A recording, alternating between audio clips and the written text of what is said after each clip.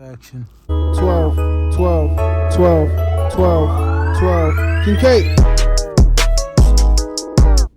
Yo, what's good, kings and queens? It's your boy Dawn, and I'm back for another reaction video today. If you're new to the channel, go down below, hit that subscribe button, that like video. Like the video, I'm bugging. Leave a comment you heard of what I should react to. I be forgetting half the time that this is all for entertainment, you know. I know I'm also trying to motivate a little bit, but I gotta throw the entertainment videos in there for y'all. So as y'all can see by this title, it's sick. I don't know, like, this is crazy, you heard. I never understood the men hurting women, even women hurting men. But anyway, today we're going to be reacting to the TikToker who allegedly shot girlfriend in the face during heated 4th of July argument. Did he shoot her with a firework? Did he shoot her with the blick? We shall see. Hit that like button down below, you are. Let's get to the video. Let's see what's wrong with these people, man. A popular TikToker documented his life and relationship with his girlfriend. You want to marry me? Yeah. No, not you want to marry me, then boomed her. Yo, if y'all know this couple, comment down below, because I don't know them. Oh, are you asking me to marry you right now? You gonna marry me? Yes. We're married. Okay. Wait, where did the ring come from? Yes. Are you asking me to marry you right now? No, took it off my other finger. I'm weak. We're married. Okay.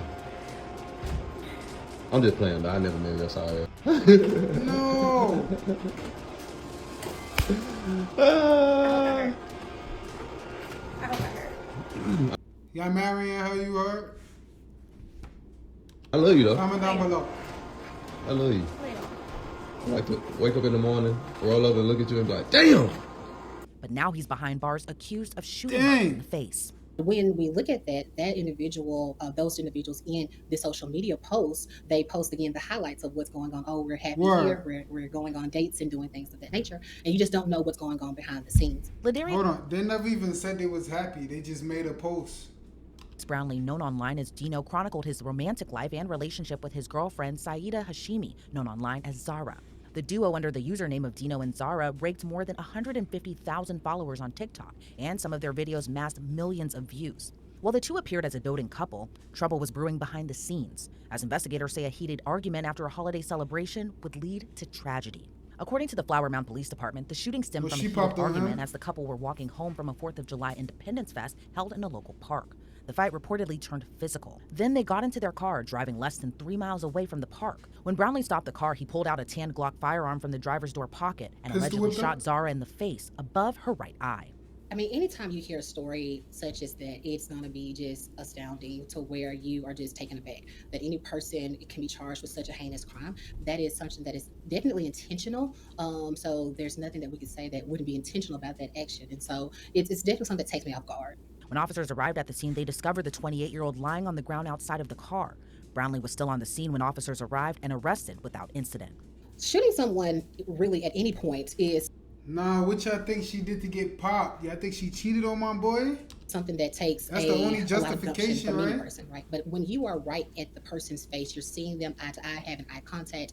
That takes more than anything in the world. Again, we go back to intentionality with something like that. And so this individual in this particular case was charged with assault with a deadly weapon. I'm surprised he wasn't charged with attempted murder. Oh, he OTF? Because it's just that it rises to that level, and I wouldn't be surprised if they increase it to that charge.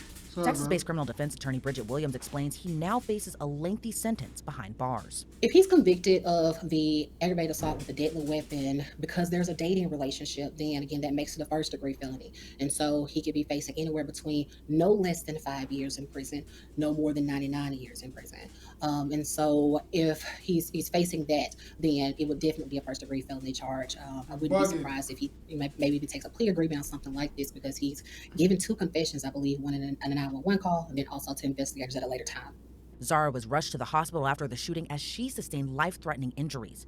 And at this time, her condition is unclear. But a police spokesperson would tell WFAA in Texas she'll likely remain in the hospital for quite some time. Jail records show Brownlee faces charges including aggravated assault with a deadly weapon and deadly conduct discharging a firearm. But Williams explains those charges could change if Zara's condition takes a turn for the worst. Whenever a person is charged immediately, sometimes the police department will charge the person with something that they know that they can prove.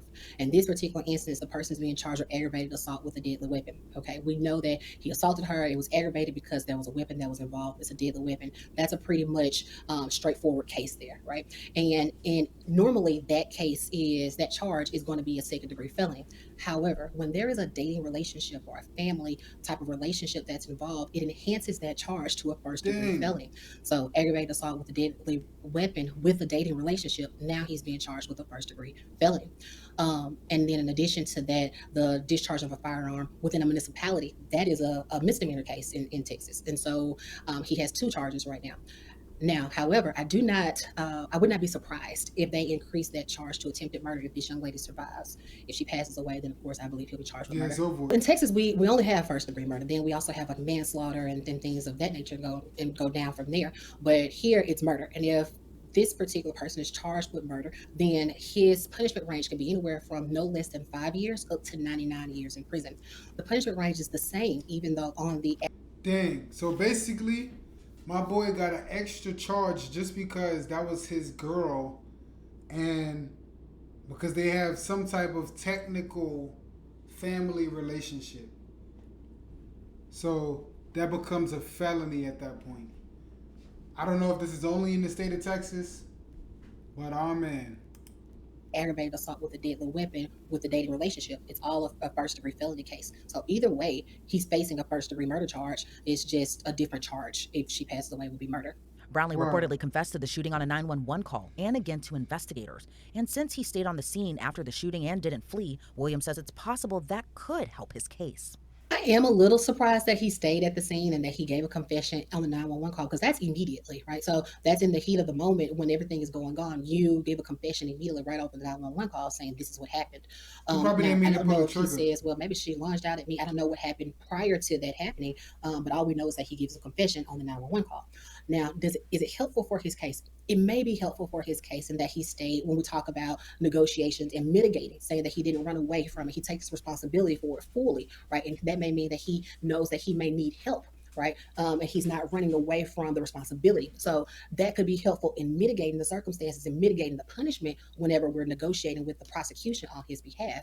So I feel like that would be helpful. But as far as the charge for him, the charge is going to be the same. We just go back to that discovery to determine if all of his rights were given to him at So the shout time out to of Long getting Crime. those confessions. The full link to and this was video that is going to be in something the that can be description admitted if y'all into want to check it evidence? out yourself. With the two previously alright? chronicling their lives on social media, This why I hate going shopping with them. Wait, stop it. Motherfucker want to stop at every stop. I'm talking about every last one of them. No, I'm never taking you shopping again. Nah, I'm not taking you shopping no more. Show them what you got.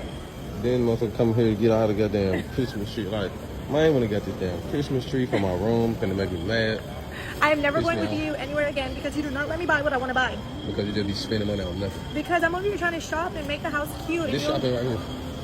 we have Oh, to okay. feed the hungry. Oh, okay. There you go. Thank you so much. Williams explains their online personas might not have shown the full extent of their relationship, as witnesses would tell investigators the two had been verbally and physically violent in the past.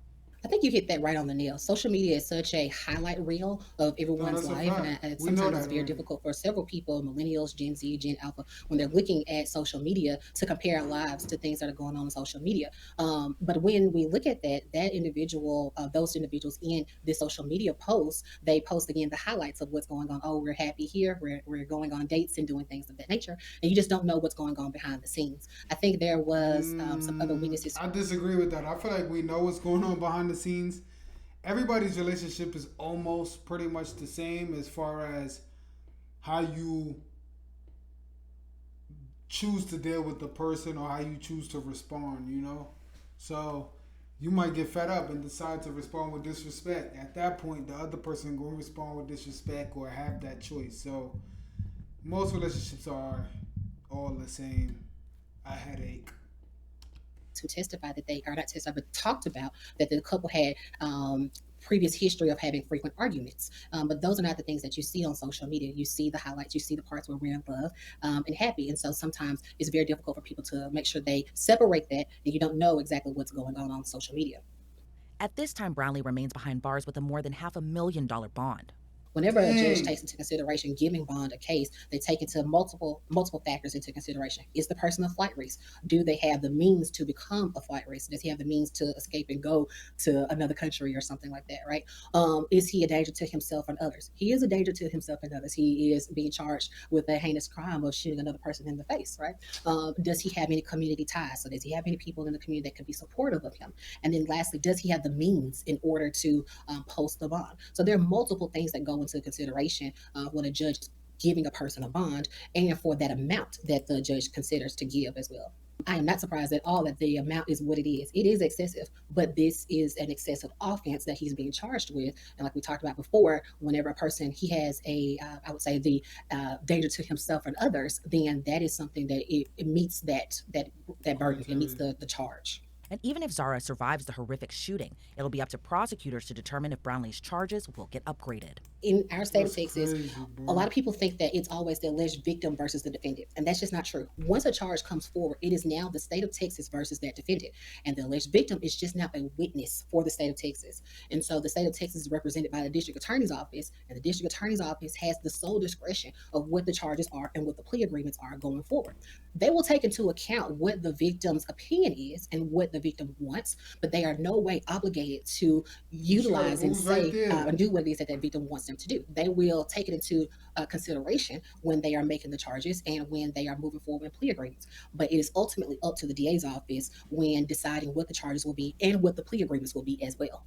The main issues here is just waiting to see what the discovery is coming out here, and hopefully that this young lady makes a full recovery. And if that is the case, seeing how this case unfolds. Ladarius Brownlee, aka Dino, is still behind bars in the Denton County Jail, held on a more than $800,000 bond. At this time, Zara's condition remains unclear. Flower Mound PD says the case is still in. Yo, this is crazy, man. Yo, it's crazy to know that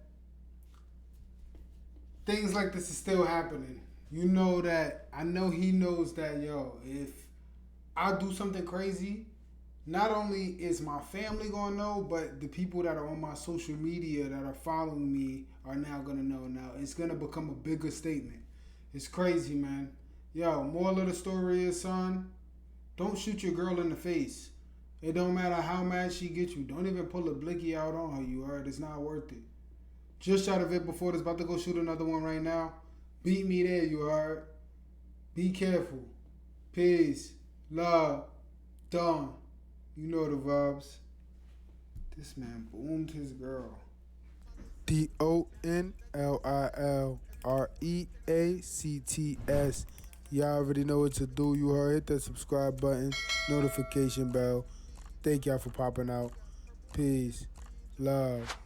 Dawn. You know the vibes.